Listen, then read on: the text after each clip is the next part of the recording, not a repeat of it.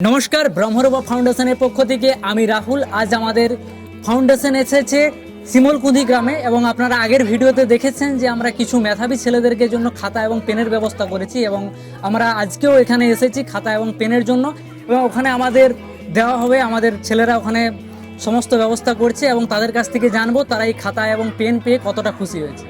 চলুন দেখা যাক।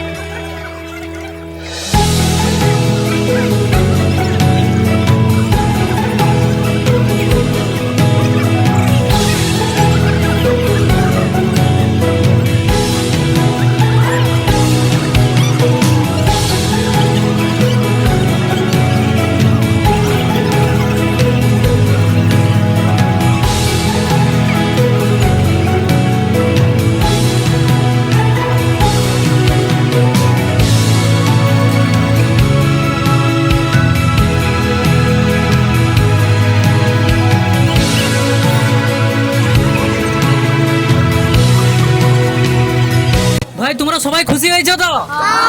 হয়েছো? সবাই ভালোভাবে পড়াশোনা করবে, ঠিক আছে?